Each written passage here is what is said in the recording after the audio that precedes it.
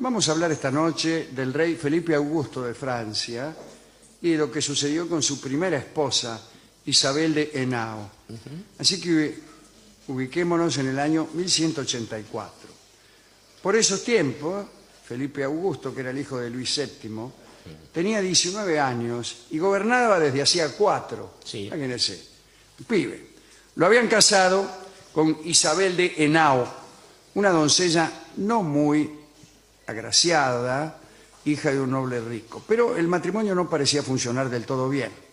Y muy poco después de la unión, Felipe Augusto quiso repudiar a su esposa. Qué feo. Eso es horrible. Bueno, convocaron a una asamblea de religiosos para discutir sobre el repudio de la reina. Una de las razones, según parece, que esgrimía el rey o que movían al rey era la siguiente. En aquel tiempo había un conflicto entre la corona y los varones. Así se les llamaba, digamos, a todos los nobles, los grandes terratenientes, etc. En aquel momento había conflicto. Había una coalición de grandes señores entre los que se encontraban los padres y los tíos de Isabel y que disputaban con la corona algunos territorios. Entonces Felipe Augusto acusaba a la reina de tomar el partido de su familia en contra del propio rey, que era su marido. Bueno, pero parece que en verdad no eran esos los verdaderos motivos, sino que al rey no le gustaba nada a su esposa y para justificar el divorcio aducía una especie de parentesco entre los esposos o trataba de insinuar que la reina tenía un amante. Según parece, por disposición secreta del rey, muchos funcionarios paseaban por los corredores con autorización de seducir a la reina. De este modo se pretendía que Isabel cayera en la tentación de recibirlos en sus aposentos y fuera descubierta en un encuentro amoroso. Pero bueno, esta estratagema no funcionó. Isabel, en verdad, estaba desesperada porque no quería perder el favor en la corte y amaba al rey. Para no ser expulsada, trató de conmover a Felipe Augusto e hizo algo que nunca nadie imaginó. Una mañana de mayo de 1184, los habitantes de Senlis asistieron a un extraño espectáculo. En la estrecha calle principal, una multitud de mendigos, lisiados y pordioseros seguía a una joven vestida con una larga camisa. La joven iba en patas, con los pies descalzos, y con una vela en la mano. El cortejo avanzaba así, ruidosamente. De vez en cuando sobresalían unos lamentos agudos y el resto de la frase se disolvía en el zumbido de la oración común. Los habitantes de la ciudad salían a las ventanas y muchos de ellos se agregaban a la procesión. Al principio los guardias pensaron en hacer circular a la gente y disolver aquel grupo, pero el cortejo llegó a la vecindad de los aposentos del rey y justo se abrió la puerta y apareció Felipe Augusto. Dicen que vestía un impresionante traje escarlata, imagínate. Sí. Cuando se encontró con toda esa gente, los miró y la masa de seguidores le dijo, me imagino que al unísono: Señor, ten piedad de la reina, gracia para la reina, no repudiéis a la reina. Yo la mato ahí mismo. Felipe Augusto miró, pensó un rato, quiso volver a entrar al palacio, pero la gente empezó a gritar más fuerte, ¿no? Uy, Dios. Señor, ten piedad de la reina, qué sé yo. Felipe creyó entonces que repudiar a la reina podría ser una equivocación política. Y entonces avanzó hacia la reina, que no era otra que la muchacha que venía en camisa, la tomó de la mano y le dijo bien fuerte para que todos oyeran: nunca os iréis. Y la multitud empezó a aplaudir. ¿Vio cómo era la multitud? Qué sé yo. Los soberanos entraron al castillo y el pueblo había devuelto a Francia una reina. Ahora bien, al cabo de un tiempo el rey otra vez se se aburrió, dijo más que... las uniones que tuvieron fueron pocas y no muy eficaces, aunque sí suficientes para que en el año 1187 Isabel diera a luz a un niño que más tarde fue Luis VIII. Después, en el año 1190, quedó nuevamente embarazada, pero en ese parto murió. Tenía solamente 20 años. Un último dato que es el que más me gusta, o un penúltimo dato, o un antepenúltimo dato. Felipe Augusto se fue a las cruzadas. En el camino a Tierra Santa se encontró con caballeros que volvían de las cruzadas, volvían de regreso a Francia. Y eran justamente caballeros de Senlis, que venían viajando desde Oriente hacía ya un buen tiempo. Y el rey les preguntó bajo qué orden religiosa marchaban. Los caballeros respondieron que eran hombres de Isabel de Henao, la mujer del rey, y que a pedido de ella habían salido, hacía algunos años, a los lugares santos para conseguir, bajo la gracia divina, no ser repudiada. Los soldados de Felipe le comunicaron entonces que la reina se había muerto. Y todos siguieron su camino, unos hacia Francia, otros al oriente. Encuentro raro. En un sentido se cumplió el pedido, ya que la reina no fue repudiada. En otro no fue muy efectivo y casi hubiera sido mejor que la repudiaran, puesto que la reina murió. Así que, ¿cuál sería el sentimiento de aquellos caballeros que volvían en el camino que les quedaba? ¿Qué sentirían? Y yo contesto, depende de la idea que trajeran desde su casa. Si traían la idea de que las cruzadas de poco servían, habrán dicho, ¿ha visto? Hemos ido de gusto. Fuimos a las cruzadas, pedimos que la reina no fuera repudiada, perdón. Tampoco, también. También. De arriba abajo. Y sin embargo, al final murió, que es peor. En cambio, si tenían la idea de que las cruzadas sí servían, habrán dicho, efectivamente no la repudió.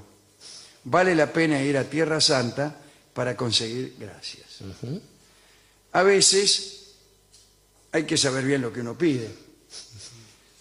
Digo recordando a aquellos gigantes de Gulliver que obtuvieron su inmortalidad pero no la juventud eterna.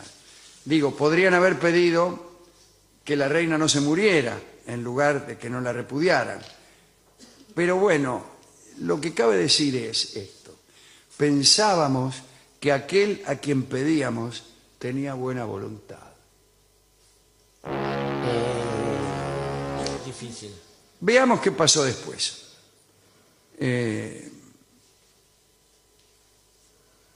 El rey eligió como esposa, como nueva esposa, a Isenburg de Dinamarca. Isenburg de Dinamarca. Tenía 18 años, era hermana del rey Canuto VI de Dinamarca. Se firmó el acuerdo matrimonial, la chica Isenburg aportó una dote de 10.000 marcos, no sé. La princesa fue a Francia, Felipe e Isenburg se encontraron en Amiens el 14 de agosto de 1193, se casaron el mismo día, pero al día siguiente, otra vez, Felipe Augusto aplazó la coronación de la nueva reina y la recluyó en un monasterio. Felipe Augusto declaró que quería que su matrimonio fuese anulado. Adujo una posible consanguinidad prohibida por la Iglesia, hubo una asamblea de obispos y de varones que le dio el consentimiento y la operación para la nulidad, y el rey dejó a la mina ahí y se casó con otra, con Inés de Merán, una joven bávara, en junio de 1196. El Papa Inocencio III no estuvo de acuerdo con esa resolución. Ordenó a Felipe Augusto que se separara de Inés y repusiera a Isenburg como reina. Y Felipe Augusto lo desobedeció. Se quedó con la mina que se había casado y no hizo nada. Entonces el Papa lo excomulgó no solo a él, sino que esta excomunión cayó Claro. sobre todo el reino de Francia el 13 de enero del año 1200. Ahora bien, ¿qué significa eso?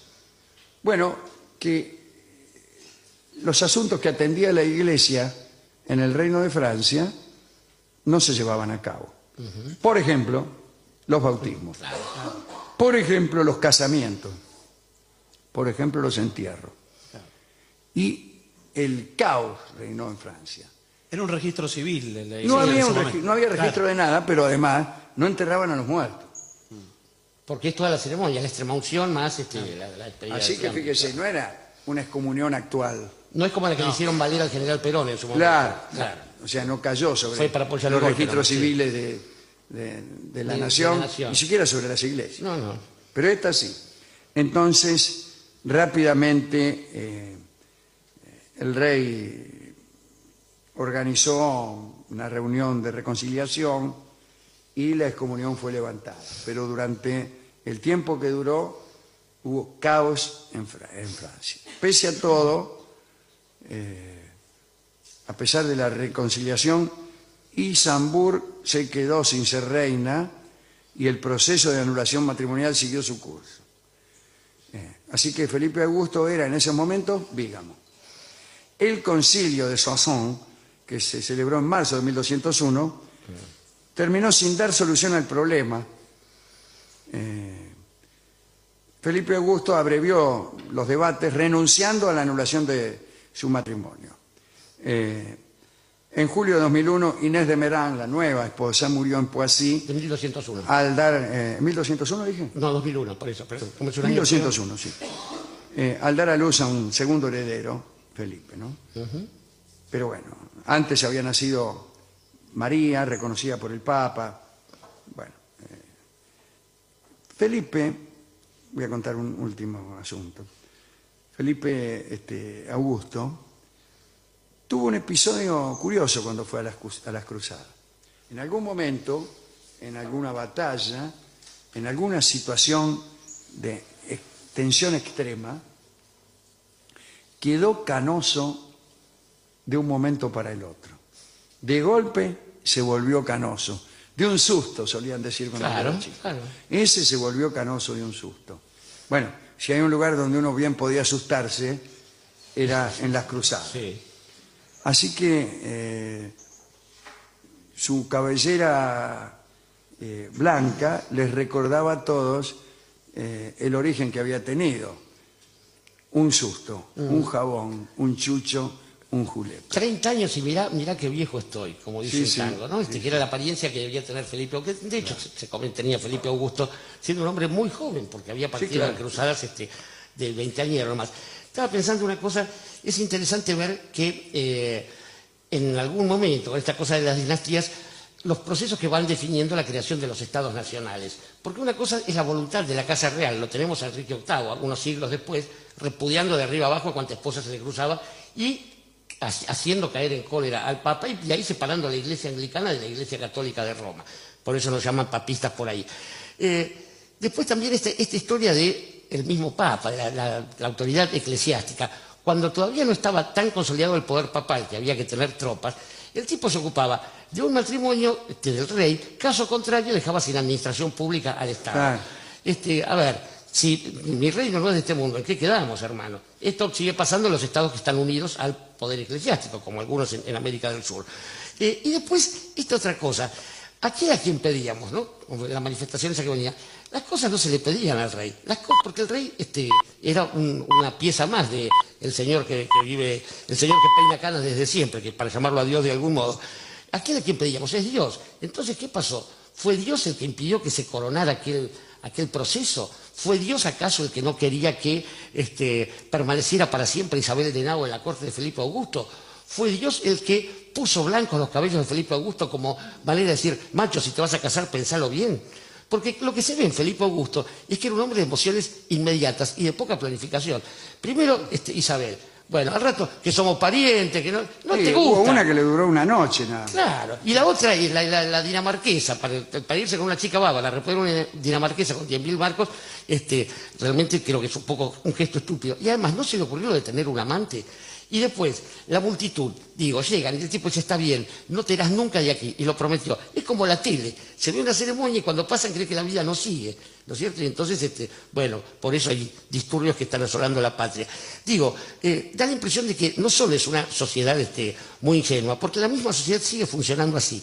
Lo que aparece sobre todo un hombre muy poco precavido. Quizás con el correr de los años, si en vez de repudiar mujeres e ir a hacer cruzadas contra los musulmanes que nada tenían que ver con las miserias de Occidente, se hubiera dedicado a vivir, hubiera podido escribir entonces sí algo que hablase de su experiencia. Por ejemplo, una milonga que peina canas. Y Milonga que peina canas es la canción que vamos a escuchar ahora mismo. En realidad es una milonga aparentemente turfística. Sí, pero eso ojo. no es más que una maniobra del autor para tapadera del Papa. disimular su carácter crítico a la institución del Vaticano. Ahí está, ahí está. Escuchamos entonces Milonga que peina canas por su autor, Alberto Gómez. Conflicto. Había una coalición de grandes señores entre los que se encontraban los padres y los tíos de Isabel, que disputaban con la corona algunos territorios. Entonces Felipe Augusto, acusaba a la reina de tomar el partido de su familia en contra del propio rey, que era su marido. Bueno, pero parece que en verdad no eran esos los verdaderos motivos, sino que al rey no le gustaba nada a su esposa y para justificar el divorcio aducía una especie de parentesco entre los esposos. Vamos a hablar esta noche del rey Felipe Augusto de Francia y de lo que sucedió con su primera esposa, Isabel de Henao.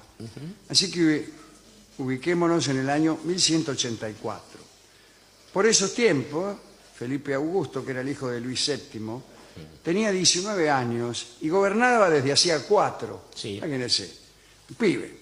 Lo habían casado con Isabel de Henao, una doncella no muy agraciada, hija de un noble rico. Pero el matrimonio no parecía funcionar del todo bien.